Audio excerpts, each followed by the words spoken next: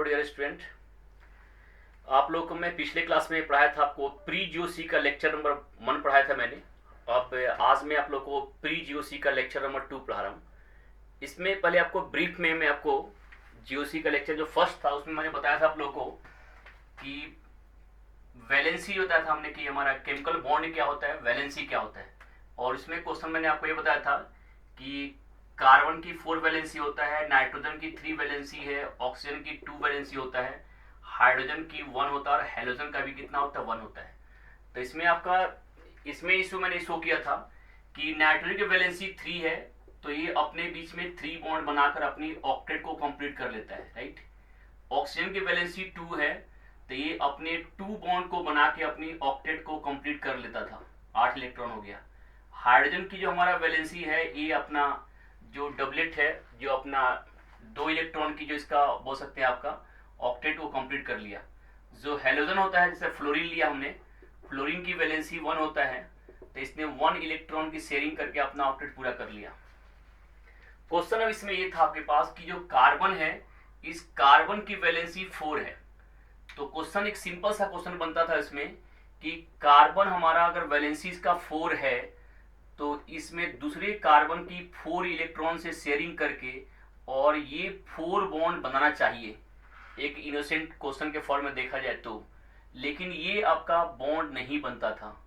नहीं बनता था क्यों, मैंने दिखाया था आपको कि मॉडल बना के दिखाया था मैंने कि कार्बन की 4 बॉन्ड क्यों नहीं बन पाता था, राइट।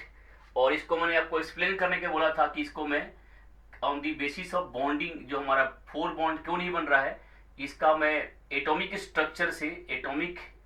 स्ट्रक्चर से मैं इसको प्रूफ करूंगा, राइट।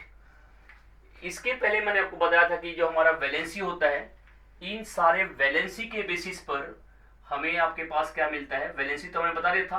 वैलेंसी का मतलब क्या था, वैलेंसी का मतलब होता है कंबाइनिंग पावर। तो इसकी कंबाइनिंग पावर 3 है, इसकी कंबाइनिंग पावर 2 है, इसकी 1 है, ये सब मैंने बता दिया था। और मैंने बताया था कार्बन की कंबाइनिंग पावर 4 तो है, लेकिन अलग बात है 4 की 4 शेयरिंग नहीं कर पाता है, लेकिन कार्बन अपनी 4 तरह के बॉन्ड बनाता है। 4 शेयरिंग कर सकता है, चाहे वो सिमिलर एटम हो चाहे डिफरेंट एटम हो, 4 से शेयरिंग कर सकता है। प्लस इसमें एक पाई बॉन्ड 2 सिग्मा बॉन्ड बना सकता है, एक डबल बॉन्ड और एक 2 सिंगल बॉन्ड। या कार्बन एक ट्रिपल बॉन्ड बना सकता है और एक बना सकता है सिंगल बॉन्ड, एक ट्रिपल और एक सिंगल। या कार्बन जो है कहीं से भी 2 डबल बॉन्ड भी बना सकता है। तो कार्बन की मैंने बोला था कि 4 टाइप की ये आपका केमिकल बॉन्ड होता है जो कार्बन अपनी केस में बना सकता है। और नाइट्रोजन को भी मैंने समझाया था कि 3 टाइप के बॉन्ड होते हैं, राइट। अब मेरा इशू आज ये है, थोड़ा सा मैं आपको इसको एक्सप्लेन कर रहा हूँ केमिस्ट्री को, जीओसी को। मैं सबसे पहले मैं समझाना चाहता हूँ क्या कि आपको जो हमारे ऑर्गेनिक केमिस्ट्री का मेन वर्क क्या होता है। ऑर्गेनिक केमिस्ट्री का जो मेन वर्क होता है, जैसे कोई भी हमारे पास से केमिकल दिया गया आपको, राइट, उस केमिकल का हमें मान लो कि कोई भी सैंपल लिया, हमने बोला कि भाई एक सैंपल लीजिए, आप इसको आइडेंटिफाई करिए कि हमारा इसका कौन सी कंपाउंड है, राइट, या इसका स्ट्रक्चर क्या है, इसकी प्रॉपर्टी क्या है। हमें उस समय कुछ नहीं पता होता है, हमारे पास जस्ट एक क्रूड सैंपल होता है। उस सैंपल को हमें एनालिसिस करना होता है कि इसका स्ट्रक्चर कैसे मिलेगा। जब स्ट्रक्चर मिलेगा तो हम उसके बारे में उसकी फंक्शन पता करते हैं, फिर उसकी रिएक्टिविटी के बारे में बात करते हैं, राइट। तो सबसे पहले क्या होता है कि जब भी कोई हमें ऑर्गेनिक सैंपल मिलता है, तो हमें अगर कोई भी सैंपल अगर मिल गया, तो उस सैंपल में सबसे पहले हम लोग क्या करते हैं, जो भी हमारा सैंपल होगा उस सैंपल में करते हैं एलिमेंटल एनालिसिस करते हैं। जो एलिमेंटल एनालिसिस करते हैं, इसमें फाइंड क्या करते हैं कि percentage of carbon, percentage of nitrogen, percentage of oxygen, percentage of hydrogen, percentage of halogen या परसेंटेज ऑफ सल्फर निकालते हैं। इन सभी के निकालने के अलग अलग मेथड है, मैं आपको बताऊंगा आगे जाकर कि एलिमेंटल एनालिसिस कैसे करते हैं, राइट। इनका क्वालिटेटिव और क्वांटिटेटिव हमारा 2 तरह का टेस्ट होता है। उसमें से ये होता है हमारा क्वांटिटेटिव के बेसिस पर हम करते हैं, इनको एलिमेंटल एनालिसिस करते हैं, राइट। अब इनके एलिमेंटल एनालिसिस करने के बाद से हमें मान लो इसकी परसेंटेज हमें मिल गया, तो इनके परसेंटेज के बेसिस पर हम लोग फिर फाइंड करते हैं एम्पिरिकल फार्मूला, राइट। तो जब एम्पिरिकल फार्मूला करते हैं, अब एम्पिरिकल फार्मूला जो निकालते हैं ये क्या होता है, ये आपको सिंपल देखा जाए तो ये आपको एक टाइप का क्या होता है, रेशियो ऑफ एटम्स को बताता है, ratio of kind of atoms बताएगा, ratio of kinds of atom बता देगा कि कौन कौन से एटम है और किस रेशियो में है। जैसे मान लो कि CH और O है, या CH2O है, या CO2 और H है, तो वो एग्जैक्ट में क्या हुआ कि कार्बन का रेशियो बताएगा वो, ठीक है, ये नहीं बताएगा कार्बन का नंबर कितना है। जैसे अब इसमें हमें क्या होता है कि नंबर फिक्स नहीं होता है, तो क्या इसमें केवल आपका ratio of kind of atom बताएगा, कितने टाइप के एटम है उनका रेशियो क्या है, इसको बोलते हैं एम्पिरिकल फॉर्मूला। जैसे CHO है, राइट, या कहीं पे मान लो कि आपको CN मिल गया, राइट, या CHN मिल गया, तो क्या बताएगा आपके पास कि दोनों एटम का रेशियो किस रेशियो में है। तो इस रेशियो के थ्रू हमारे पास जिसको बोलते हैं एम्पिरिकल फॉर्मूला बोलते हैं, इस एम्पिरिकल फॉर्मूला को डिफरेंट टाइप से मेथड से क्या करते हैं, इसको एक निकालते हैं, n फैक्टर निकालते हैं, और उस n फैक्टर से मल्टीप्लाई करके इसी से निकाल लेते हैं मॉलिक्यूलर फॉर्मूला निकालते हैं। तो मॉलिक्यूलर फॉर्मूला जब निकालेंगे, मॉलिक्यूलर फॉर्मूला निकालते हैं, इसमें क्या होगा आपके पास कि नंबर ऑफ एटम पता जाता है, नंबर ऑफ ईच एटम के बारे में ये बताया जाता है, नंबर ऑफ ईच एटम्स के बारे में बता देगा आपके पास कितने टाइप के हैं और कौन कौन से एटम है उनका बताता है आपके पास नंबर ऑफ एटम के बारे में। ये क्या बताता है आपके पास, रेशियो ऑफ एटम्स, ये क्या बता दिया, नंबर ऑफ एटम बता दिया, राइट। तो मॉलिक्यूलर फॉर्मूला निकलने के बाद से फिर हमारा पास क्या होता है कि मॉलिक्यूलर फॉर्मूला तो निकाल दिया गया, लेकिन एक ही मॉलिक्यूलर फॉर्मूला के कितने सारे कंपाउंड हो सकते हैं। पिछले आपको लेक्चर में मैंने दिया था कि एक मॉलिक्यूलर फॉर्मूला आपको मैंने बताया था कि हमारा जो मॉलिक्यूलर फॉर्मूला है वो था C2H3 और N था। इन C2H3 और N से जब मैंने स्ट्रक्चर ड्रॉ किया था तो आप लोगों को बताया था कि कितने तरह के हमारे पास क्या था, वो हमारा मॉलिक्यूल इसमें बन सकता था। तो उसमें मैंने आपको 6-7 बना के भी दिखाया था कि इसमें मॉलिक्यूलर फॉर्मूला से हमारा कितने टाइप का बन जाता है स्ट्रक्चर। तो जो मॉलिक्यूलर फॉर्मूला मिलता है, इस मॉलिक्यूलर फॉर्मूला से सबसे पहले हमारा काम क्या होता है कि इस मॉलिक्यूलर फॉर्मूला से हम लोग हर एक एटम की, जो भी इसमें एटम होगा उनकी एटम की वैलेंसी जो है, एटम्स जो भी होगा उसकी वैलेंसी के अकॉर्डिंग, ठीक है, वैलेंसी के अकॉर्डिंग हम क्या करते हैं, डिफरेंट स्ट्रक्चर निकालते हैं। तो वैलेंसी को असेंबल करते हैं, ठीक है, उस बस वैलेंसी को असेंबल करेंगे और क्या करेंगे, डिफरेंट टाइप के हम लोग बना लेंगे, स्ट्रक्चर बना लेंगे, राइट। डिफरेंट क्या मिलेगा मुझे, डिफरेंट स्ट्रक्चर मिलेगा। तो डिफरेंट जब स्ट्रक्चर मिल गया तो हमारे पास क्या हो गया, वो डिफरेंट केमिकल हो जाता है। वही क्या होता है, हमारा डिफरेंट केमिकल बनता है। और जो डिफरेंट केमिकल बनेगा अब उसको हम क्या बोलते हैं, एम्पिरिकल फॉर्मूला। ये क्या था, एम्पिरिकल फॉर्मूला। फिर आया मॉलिक्यूलर फॉर्मूला। अब जब हमने डिफरेंट स्ट्रक्चर बना लिया तो डिफरेंट जो हमारा उसको केमिकल बन गया, अब उसको हम बोलते हैं केमिकल फॉर्मूला। अब उसको बोलते हैं केमिकल फॉर्मूला बोलते हैं। अब हमारा वो मॉलिक्यूलर फॉर्मूला नहीं रह जाता है, वो क्या बनता है, केमिकल फॉर्मूला। जैसे फॉर एग्जांपल देखिए, अगर हमने यहां पर ले लिया C2H6O ले लिया, तो C2H6 में क्या था, अगर सिंपल हमने क्या हुआ, किसी एलिमेंटल एनालिसिस किया और उस एलिमेंटल एनालिसिस में क्या था कि हमारा यहां पर मिल गया CH3 और O मिल गया। तो ये हमारे पास क्या है कि C1H3O का एक रेशियो बता दिया। इस रेशियो से हमने किसी तरह से हमने n फैक्टर निकाला, जो n फैक्टर हमारा 2 था, तो इसमें 2 से मल्टीप्लाई किया बन गया तो C2H6 और ये क्या बन गया आपका O2 बन जाएगा, राइट। C2H6 और O2 बन जाएगा यहाँ पर, राइट। या हमारे पास और भी सकता है आपके पास कि सर ये मान लो कि CH2O हो गया, CH2O हो गया, अगर 2 से मल्टीप्लाई करोगे तो क्या बन जाएगा, ये बन जाएगा C2H4O2 बन जाएगा, राइट। या डिफरेंट टाइप से हमारा मॉलिक्यूल बन सकता है।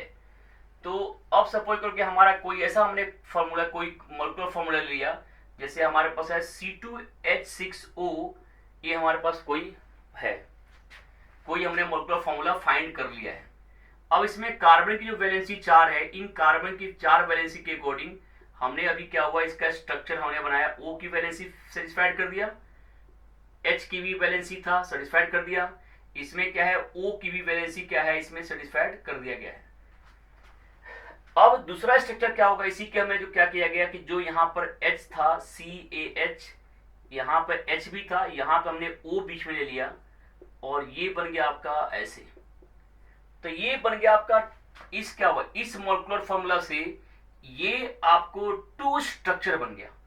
तो जो 2 स्ट्रक्चर बन गया, इस 2 स्ट्रक्चर को हम बोलते हैं केमिकल फॉर्मूला।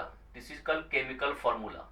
जैसे ये हमारा क्या हुआ, केमिकल फॉर्मूला ऑफ एल्कोहल हो जाता है, ये होता है केमिकल फॉर्मूला ऑफ एल्कोहल, और इसे बोलते हैं केमिकल फॉर्मूला ऑफ ईथर बोलते हैं, इसे बोलते हैं chemical formula of methyl dimethyl ether, dimethyl ether, right.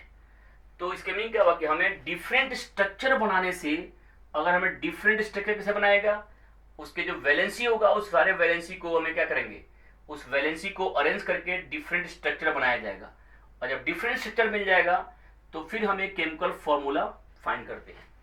अब केमिकल फॉर्मूला जो हमारे पास जो भी लिखा हमने, इसे कैसे पता चला गया हमारा, जो जैसे हमने तो ये तो हमने बना लिया इसका C2H6O का हमने स्ट्रक्चर ड्रॉ कर लिया, ठीक है, लेकिन इसका क्या होता है कि इस मॉलिक्यूलर फॉर्मूला से जो केमिकल फॉर्मूला हमारा मिलता है, इस मॉलिक्यूलर फॉर्मूला से केमिकल फॉर्मूला तक जाने के लिए डिफरेंट टाइप का स्पेक्ट्रोस्कोपिक एनालिसिस करते हैं, डिफरेंट टाइप का स्पेक्ट्रोस्कोपी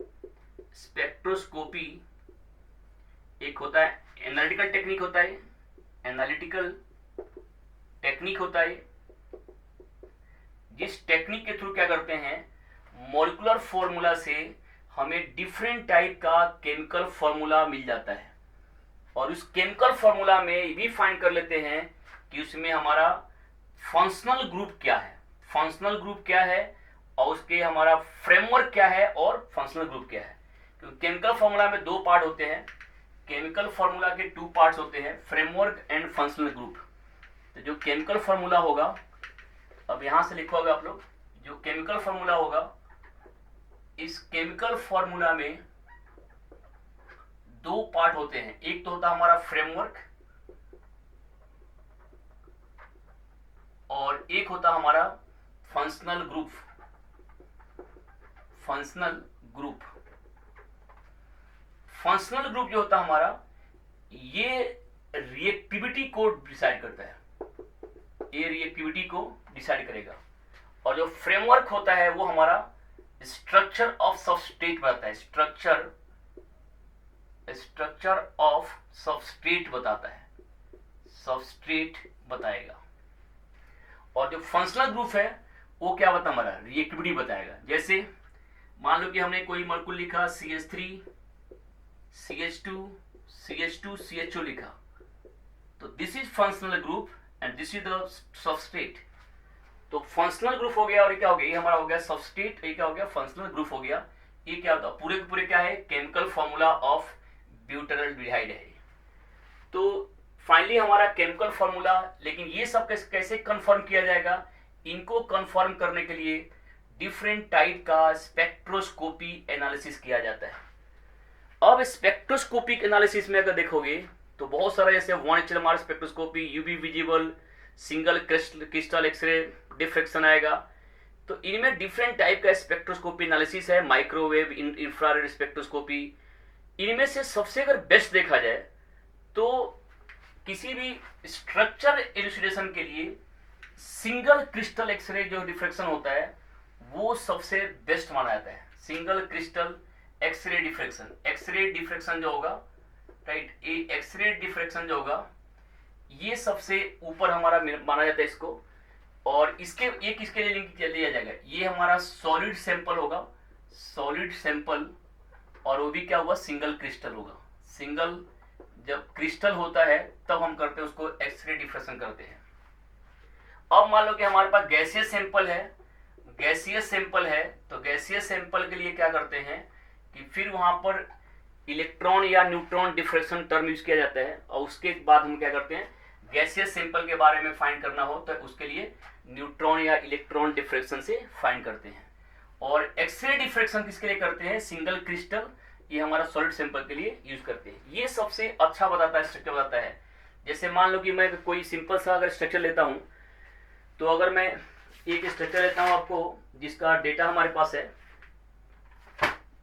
अगर मैंने यहां पर लिया O और यहां पर डाई मिथाइल ईथर में ले रहा हूं, तो इस डाई मिथाइल ईथर का अगर इसका पूरे के पूरे डाटा अगर फाइंड किया जाए तो इसके बीच में कितना एंगल है, इसका बॉन्ड लेंथ कितना है, इसके बीच में कितना हमारा डिस्टेंस है, ये इस बॉन्ड का कितना लेंथ है, इस बॉन्ड से इस बॉन्ड के बीच में कितना गैप है, ये सारे के सारे डेटा जो होगा, इसके बीच में कितना एंगल है, इसके बीच में कितना एंगल है, ये सारे के सारे डेटा जो है वो आपको एक्सरे क्रिस्टलोग्राफी से हमें ये दिखाई दे देता है, राइट। लेकिन एक्सरे क्रिस्टलोग्राफी के लिए आपको चाहिए क्या कि सॉलिड सैंपल चाहिए, ठीक है, तब जाकर वहां पे फाइंड हो पाएगा। लेकिन बहुत सारे ऐसे सैंपल होते हैं सॉलिड होते ही नहीं है, तो जब क्रिस्टल नहीं हो पाएंगे तो वहां पर उसका एक्सरे डिफ्रेक्शन करके फाइंड करना मुश्किल होता है। तो वहां पे हमारे पास बहुत टेक्निक है लेबोरेटरी में, जिसमें ऑर्गेनिक केमिस्ट्री में काफ़ी अच्छा होता है, जिसको बोलते हैं NMR spectroscopy, infrared spectroscopy, UV visible spectroscopy, microwave spectroscopy, different type का टेक्निक होगा जिसको मैं पढ़ाऊंगा आगे जाकर। उसके थ्रू क्या करते हैं, मॉलिक्यूल के स्ट्रक्चर को फाइंड कर लेते हैं, राइट। लेकिन स्ट्रक्चर को फाइंड करते वक्त क्या होगा, एक दिमाग में आपको एक बात जरूर आएगा कि सबके सब स्पेक्ट्रोस्कोपी से जो डेटा हम निकालते हैं उसके पहले आपको आना क्या चाहिए, उसके पहले आपको आना चाहिए डिफरेंट वैलेंसी को कैसे हम लोग कनेक्ट करते हैं, डिफरेंट वैलेंसी को यूज करके क्या क्या हमारा केमिकल बन सकता है। तो इसके लिए मैंने पिछले क्लास में जो एग्जांपल दिया था कि C2H3 और N दिया था, इसके स्ट्रक्चर मैंने ड्रॉ किया था, तो बताया था कि इसके क्या क्या पॉसिबल हो सकते हैं स्ट्रक्चर, जिसमें मैंने बताया था कि ये जो CH3, ये CH3 C triple bond N बनाया था, तो C इसमें 2 हो गया, H हो गया 3 और N बन गया।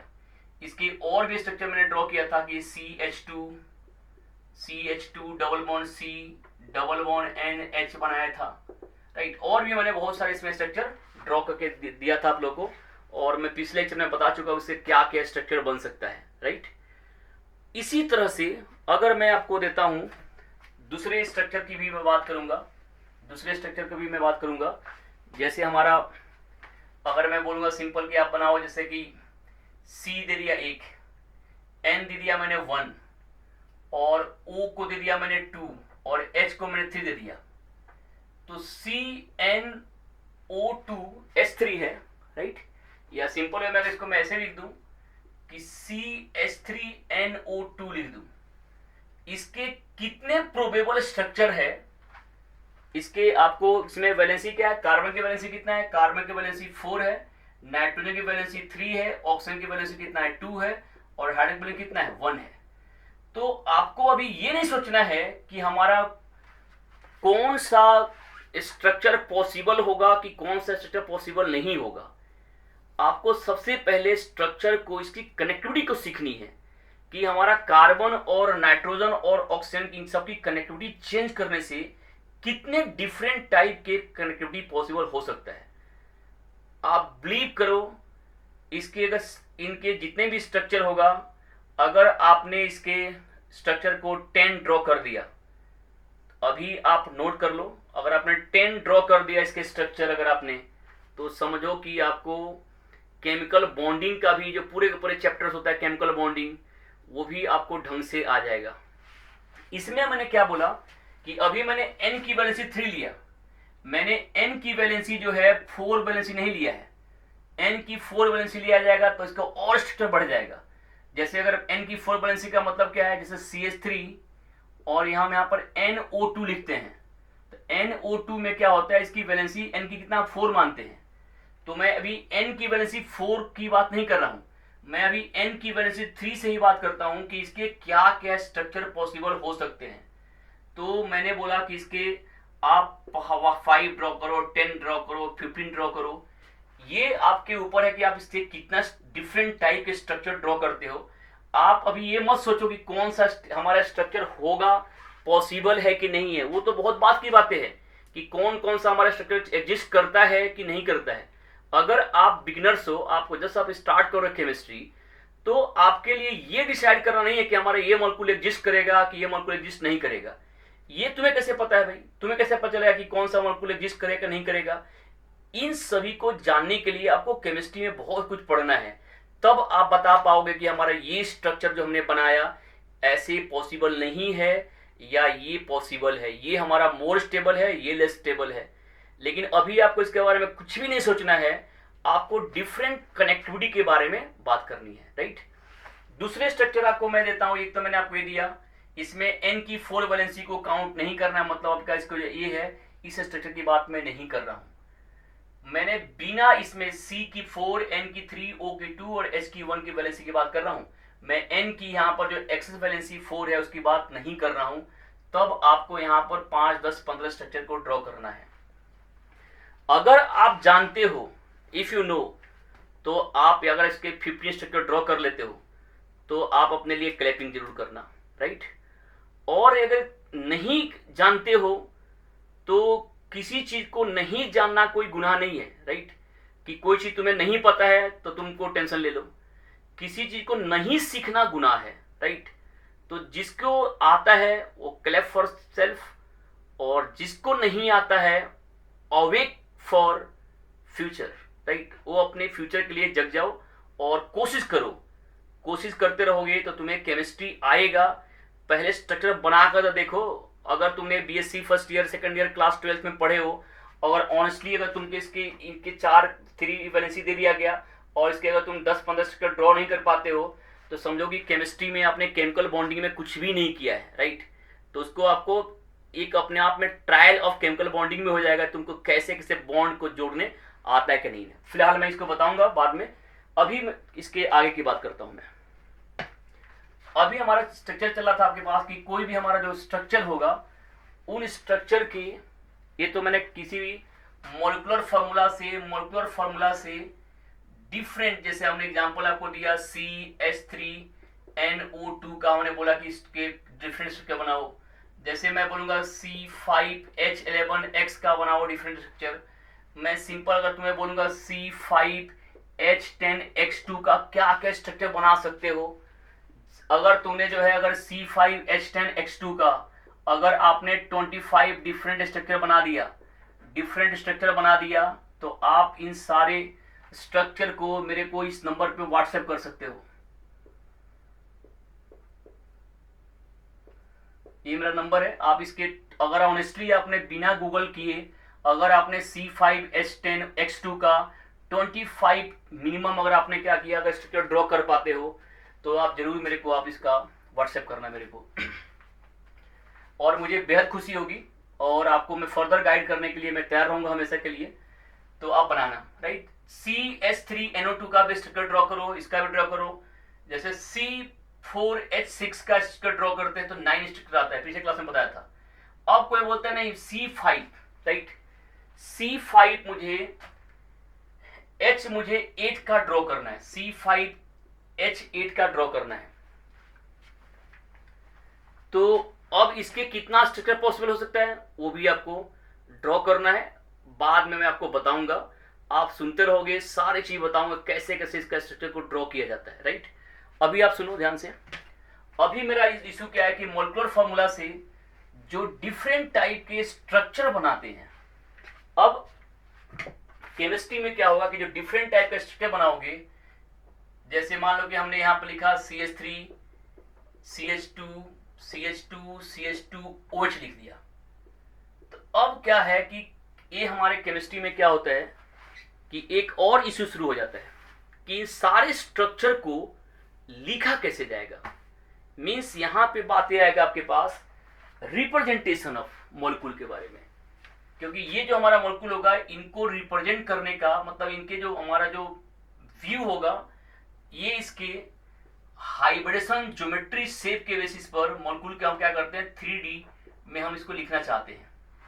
3D में लिखने से क्या होगा आपके पास कि आपको ये समझ में आ जाएगा कि किस ग्रुप के पास में कितना हिंड्रेंस है, या हमारा उसको मॉलिक्यूल को विजुलाइज करना, उसको विजुलाइज करना जब आसान हो जाएगा तो उसके रिएक्शन और रिएक्टिविटी को भी जज करना हमारा आसान काम हो जाएगा। तो किसी भी मॉलिक्यूल का जो हमारा स्ट्रक्चर जो बनता है, उस स्ट्रक्चर को रिप्रेजेंट करने का डिफरेंट डिफरेंट मेथड्स होता है, राइट। तो उनके रिप्रेजेंटेशन की मैं बात कर रहा हूं आपके पास। तो इसमें अभी मेरा जो हेडिंग होगा आपके पास कि कोई भी हमारा मॉलिक्यूल है, उस मॉलिक्यूल का स्ट्रक्चर रिप्रेजेंटेशन कैसे किया जाएगा, या जिसे बोलते हैं molecular structure drawing. Molecular structure drawing, जो मॉलिक्यूलर स्ट्रक्चर ड्राइंग है इसकी मैं बात करने जा रहा हूं। तो मॉलिक्यूलर स्ट्रक्चर ड्राइंग जो होगा वो आपका दो तरह का होता है। एक तो सिंपल स्ट्रक्चर ड्राइंग होता है, और एक होता है आपके पास कि मॉड्यूलर ड्राइंग होता है। किस मॉडल के फॉर्म में उसको मॉलिक्यूलर मॉडल जिसे बोलते हैं, मॉलिक्यूलर मॉडल्स जिसके बोलते हैं सिंपल मॉलिक्यूलर मॉडल्स बोलते हैं इसको। और एक होता है हमारा सिंपल मॉलिक्यूलर ड्राइंग होता है, मॉलिक्यूलर ड्राइंग।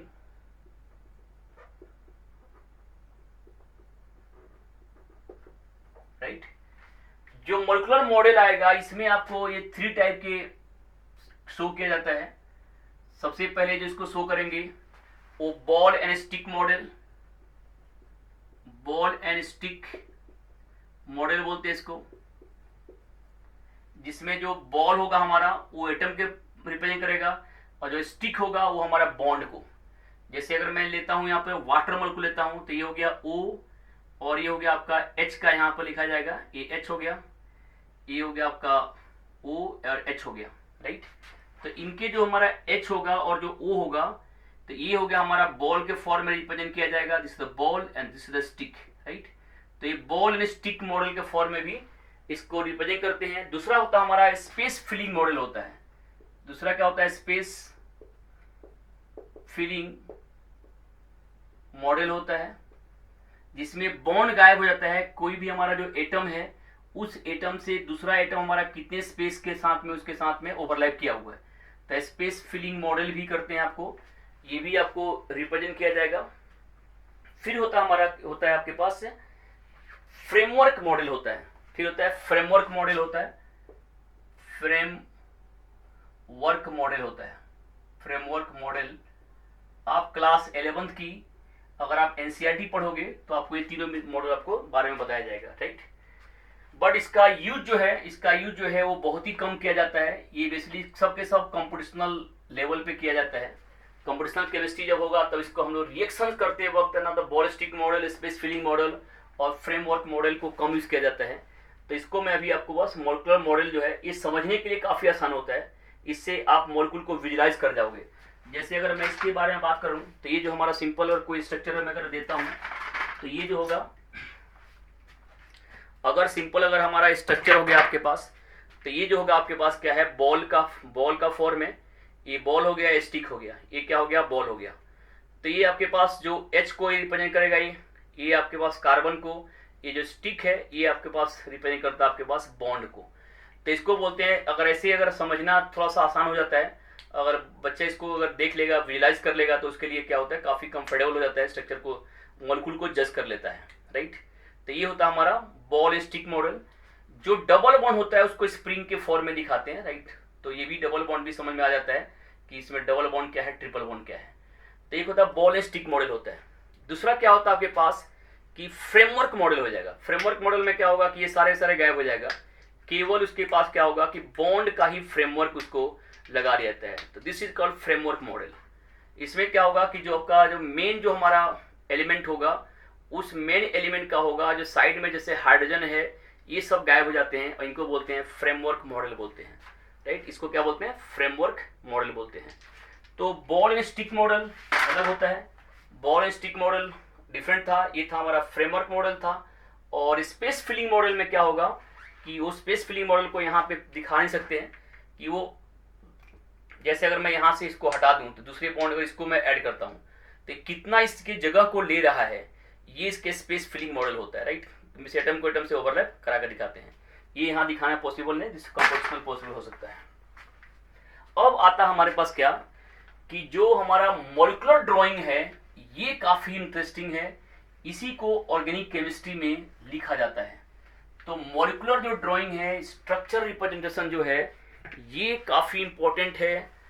और इसे आप बिलीव करो, इससे बहुत सारे बच्चों को इसी में दिक्कत आता है। मैं पढ़ाता हूँ ऑलरेडी, IIT JEM के बच्चों को पढ़ाता हूँ। वो भी जब क्लास में आते हैं तो जब मैं इसको लिखता हूँ तो बहुत सारे जगह बच्चे कंफ्यूज आते हैं, सर ये क्या लिखे हो। तो ये तो मेरा क्या है, मैं तो क्लास 11-12 के अकॉर्डिंग बात कर रहा हूँ कि क्लास 11 के बच्चे को तो मुझे बेसिक से बताना पड़ेगा।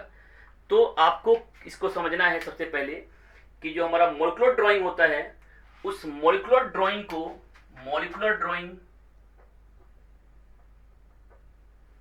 मॉलिक्यूलर जो ड्राइंग होगा, इस मॉलिक्यूलर ड्राइंग को यहां पे 2D में और 3D में इसको डिवाइड किया जाएगा। Means 2D representation and 3D representation में बात कर रहे हैं। मीन्स मॉलिक्यूल को बहुत सारे स्ट्रक्चर जो होगा हमारे केस में 2D में उसको लिखा जाता है, और बहुत सारे ऐसे स्ट्रक्चर होगा जिसको 3D में लिखा जाता है। तो जो 3D में और 2D में होगा, जैसे 3D जो मॉडल होगा, उस 3D मॉडल में जो पहला आता हमारा वो होता है पर्सपेक्टिव ड्राइंग। उसको बोलते हैं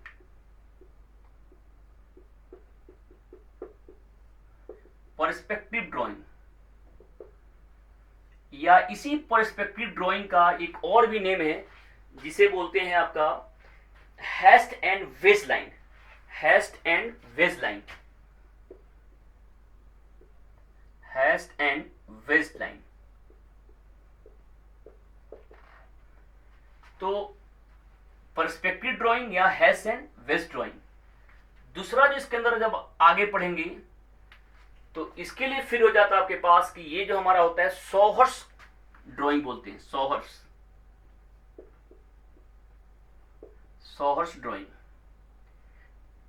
तीसरा जो पढ़ेंगे इसमें तो ये आ जाएगा, कोई न्यूमेंस आएगा, न्यूमेंस ड्राइंग की बात करेंगे। मीन्स पर्सपेक्टिव या हैश एंड वेज ड्राइंग होगा, सॉहर्स हो जाएगा, और क्या होगा आपको, न्यूमेंस हो जाएगा। अब आता है हमारा 2D जो ड्राइंग होगा। इस 2D ड्राइंग में ABCD लोअर क्लासेस जितने भी होता है क्लास से, जो 10th में जो केमिस्ट्री लिखा होगा या जो 11th 12th में केमिस्ट्री लिखा होगा, ये सब 2D में लिखा जाता है। तो 2D में जो होता है वो क्या क्या होता है स्ट्रक्चर, देखो मैक्सिमम जो हम अपनी रिएक्शन के टाइप पे जब लिखते हैं तो up to bachelor level stereochemistry के बारे में कम ही रिएक्शन के में यूज करते हैं। लेकिन क्या हो, इसमें क्लास 11-12 में स्टीरियो केमिस्ट्री लगभग रिएक्शन में नेग्लिजिबल यूज किया जाता है। तो वहाँ पे हमें इन सब के बारे में जो हमारा हैश एंड वेज होगा या जो इन सब का जो काम होगा वो बहुत कम रिएक्शन में यूज किया जाएगा। ऐसे बताया जाता है कि होता क्या है, पूछा जाता है।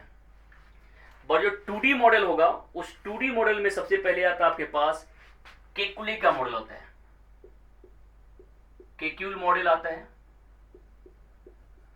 या केकुल मॉडल के बाद से आता है आपके पास लुईस स्ट्रक्चर आता है। लुईस स्ट्रक्चर के बाद से अगर देखा जाएगा तो फिर ये आएगा आपके पास कंडेंस्ड फॉर्म में लिखा जाता है मॉलिक्यूल, कंडेंस्ड फॉर्म लिखा जाएगा। फिर इसी कंडेंस्ड फॉर्म को लिखा जाता है आपके पास से बॉन्ड लाइन स्ट्रक्चर लिखा जाता है। इसमें बॉन्ड लाइन स्ट्रक्चर जिसे बोलते हैं, बॉन्ड लाइन स्ट्रक्चर लिखते हैं। तो कभी कभी क्या बोलता है कि कंडेंस फॉर्म से केकुल फॉर्म बनाओ, कंडेंस फॉर्म से लुईस फॉर्म लिखो, या कंडेंस फॉर्म से आपको बॉन्ड लाइन स्ट्रक्चर बना के दिखाओ, या डिफरेंट इसमें इंटर कन्वर्जन को पूछा जाता है। वो मैं आपको बताऊंगा भी कि कैसे इसको लिखा जाता है। ये आपका जो पर्सपेक्टिव ड्राइंग होगा, जो इस सब के बारे में क्या होता है, इनको जब ड्राइंग करेंगे पर्सपेक्टिव ड्राइंग को बात किया जाएगा तो ये पर्सपेक्टिव ड्राइंग में ये जिग जैग बॉन्ड होगा, और जिग जैग बॉन्ड के पास में यहाँ पे जो हमारा जो इसमें जो वर्टेक्स है, इस वर्टेक्स पर दो जो हमारा बॉन्ड होगा, एक बॉन्ड होगा आपको एबव, इसको बोलते हैं एबव द प्लेन।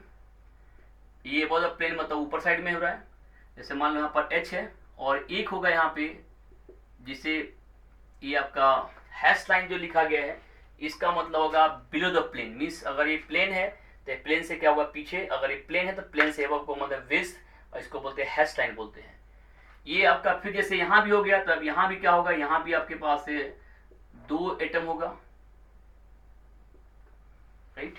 ये हो गया आपके पास वेज एंड हैश मॉडल हो गया, वेज एंड डैश भी बोल सकते हैं इसको, राइट। तो इसमें क्या होगा, हमेशा आपके पास इसको बोलते हैं पर्सपेक्टिव ड्राइंग बोलते हैं, या ये आपके पास जिग जैग में इसी को हम लोग बोलते हैं wedge and dash formula representation बोलते हैं, राइट। अब आता है आपके पास कि फिशर फॉर्म जो आएगा, वो फिशर फॉर्म में क्या होगा कि इसी को जैसे 2 बॉन्ड है इनको इंक्लाइन करके लिखा जाता है, ये आपका ऐसे लिखा जाएगा इनको। इसके भी 2 फॉर्म होते हैं, एक्लिप्स फॉर्म होता है और स्टेगर्ड फॉर्म होता है, राइट। इस समय आगे जाकर स्टीरियो केमिस्ट्री में पढ़ाऊंगा कि सब होते हैं कि फिशर क्या होता है हमारा, न्यूमन्स क्या होता है, या आपके पास सोहर्स क्या होता है। ये सारी ड्राइंग जो है ये मैं आपको पढ़ाऊंगा आगे, ये स्टीरियो केमिस्ट्री के अंदर इसको पढ़ाया जाएगा, राइट। तो मैं अभी इसको छोड़ ही रहा हूँ, मैं ये जो 3D ड्राइंग है इसके बारे में आपको यहाँ पे बात नहीं कर रहा हूँ।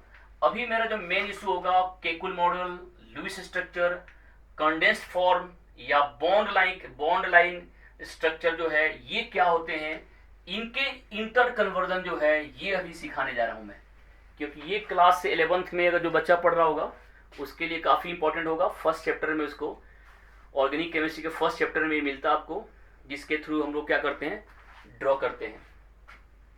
जैसे अब हमारा क्या होगा इसमें बॉन्ड लाइन और केकुल फॉर्म, जैसे मान लो कि हमने कोई भी लिखा, ये हमने H लिखा HCH,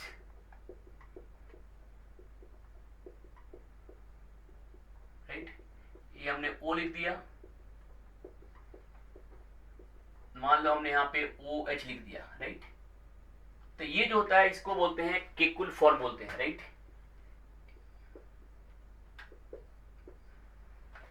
अब इसी केकुल फॉर्म को क्या हुआ कि अगर यहाँ पे O का लोन पर लिख दिया जाए, तो जैसे O का यहाँ पे जो लोन पर को लिख दोगे अगर, तो यही जो हमारा स्ट्रक्चर होगा इसी स्ट्रक्चर को बोलते हैं लुईस स्ट्रक्चर बोलते हैं। जब लोन पर को लिख दिया जाएगा तो यही स्ट्रक्चर जो होगा वो हो जाएगा हमारा लुईस स्ट्रक्चर बोला जाता है। जो केकुल का स्ट्रक्चर था, इसी केकुल के स्ट्रक्चर को अगर लोन पर इलेक्ट्रॉन को मेंशन किया गया तो इसको बोलते हैं लुईस स्ट्रक्चर बोलते हैं, लुईस स्ट्रक्चर बोलते हैं इसको। ये बहुत ध्यान देने वाली बात है। अगर आपको सिंपल ऑप्शन लिखा हुआ है तो ये होता है हमारा केकुल। अगर यहाँ पर लोन पर इलेक्ट्रॉन जो हेटेरोएटम होगा, अगर उसके लोन पर इलेक्ट्रॉन को अगर यहाँ पर रिप्रेजेंट कर दिया गया है तो उसको बोलते हैं लुईस बोलते हैं, राइट। अब इसी का जो होगा हमारा बॉन्ड एंड जो लाइन फॉर्मूला होगा उसको कैसे, जैसे यहाँ पर कार्बन है तो ये कार्बन हो गया हमारा, इसका मतलब है टर्मिनल कार्बन, इसका मतलब CH3 होता है। ये जो बीच वाला वर्टेक्स इसका मतलब CH2 होता है, ये क्या हो गया CH2, और ये जो होगा आपके पास O हो जाएगा। फिर क्या होगा CH2 ये हो गया, फिर क्या होगा ये CH2 हो जाएगा, उसके बाद यहाँ क्या होगा OH लिखा जाएगा।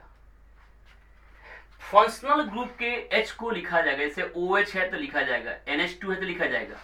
लेकिन जो कार्बन है इसके तीनों H को यहाँ पर अंडरस्टैंड होता है कि अगर यहाँ पर टर्मिनल पे है तो यहाँ पर CH3 होगा, अगर बीच में है तो यहाँ क्या होगा CH2 होगा।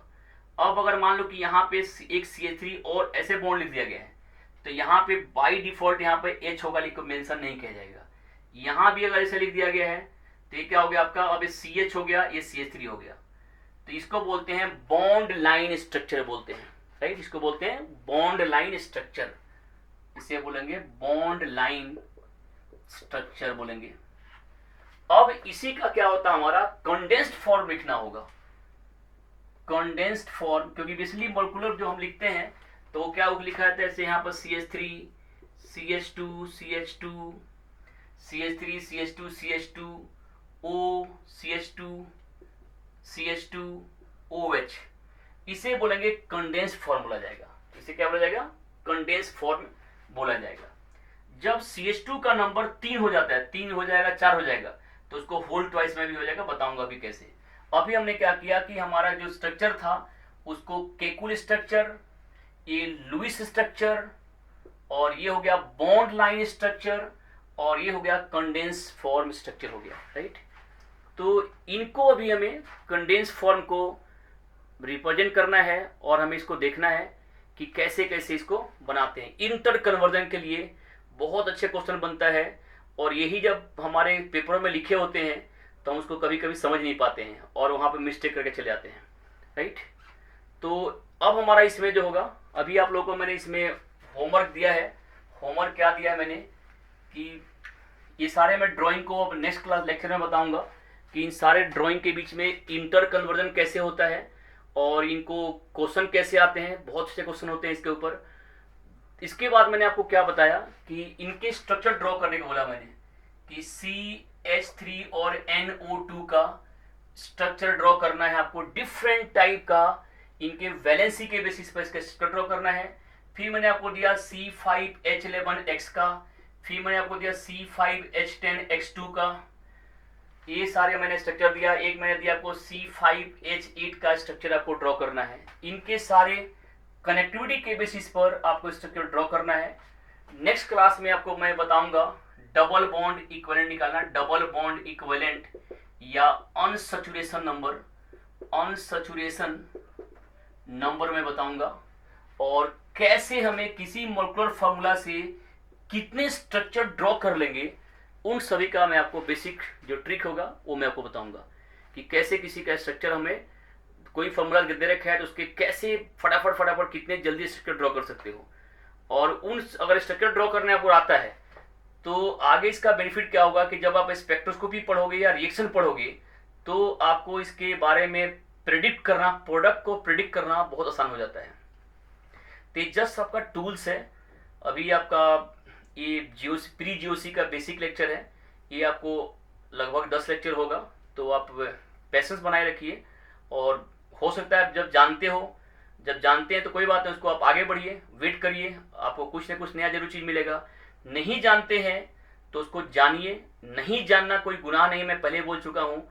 जानने की कोशिश हमेशा करना चाहिए और बेसिक एक एक जो हमारा होता है, जैसे हमने आपको बताया मॉलिक्यूलर फार्मूला और केमिकल फार्मूला में अंतर क्या होता है, ये भी बहुत सारे बच्चों को पता नहीं होता कि मॉलिक्यूलर फार्मूला में और केमिकल फार्मूला में हमारा अंतर क्या होता है, राइट। इन सभी बातों का एक एक करके देखना है और हमें आगे चलना है। तो अब हमारा जो नेक्स्ट लेक्चर होगा वो इन सभी का ड्राइंग सिखाऊंगा और जो हमारा रिप्रेजेंटेशन है वो आपका Kekule form, Lewis form, condense form, bond line में इन सभी के बारे में आपको सिखाऊंगा कि इंटर कन्वर्जन कैसे आते हैं, क्वेश्चन कैसे होते हैं। और हम लोग जब रिएक्शन मैकेनिज्म करते हैं तो वहां पे इस नॉलेज का नहीं होने से मिस्टेक कहाँ होता है, हमारा प्रोडक्ट गलत कहाँ हो जाता है। ये जो भी मैं सिखा रहा हूँ इसका कहीं ना कहीं डायरेक्ट कनेक्टिविटी किसमें है। ये प्रोडक्ट जब लिखोगे तो वहां पे इसकी बहुत नीड होता है। बच्चा ऐसे ही गलत करके चलाता है जो अपने आकर दिमाग को ठोक लेता है कि यार मैंने इतनी ब्लंडर मिस्टेक कर दिया। तो ये जब तक आप लिखने की आर्ट डेवलप नहीं करोगे तब तक आपको रिएक्शन नहीं आएगा और वहां पे आपका जो अप्रोच होगा वो काफी वीक होगा। आप ट्रस्ट करो, एक एक पॉइंट को सीख कर ही केमिस्ट्री सीखा जाता है, राइट। टूल टेक्निक और जो ट्रिक होता है वो जस्ट एक पॉइजन होता है और कुछ नहीं होता है। टूल टेक्निक मेरे को भी बहुत आता है, मैं इतने भी पढ़ा रहा हूँ, इतने साल से पढ़ा रहा हूँ। हर टॉपिक में मेरे पास टूल टेक्निक शॉर्टकट है, वो मैं तब बताता हूँ जब केमिस्ट्री पढ़ा लेता हूँ। वो केमिस्ट्री पढ़ाने के लिए मैं टूल टेक्निक नहीं बताता हूँ कि आप यहाँ पे मुझे मतलब लाइक करना शुरू कर दो कि मैं आपको टूल टेक्निक पढ़ा दिया। मैं पढ़ाऊंगा टूल टेक्निक, लेकिन पहले आपको मैं बेसिक केमिस्ट्री पढ़ाऊंगा। जब ये सब सीख लोगे तो एग्जाम क्वालिफाई करने का टेक्निक होता है, लेकिन एग्जाम क्वालिफाई करना एक अलग आर्ट है, केमिस्ट्री को सीखना एक अलग आर्ट है। तो आप अभी बने रहिए हमारे साथ। केमिस्ट्री सीखने के लिए पेशेंस रखिए, टाइम लगेगा बट आएगा जरूर।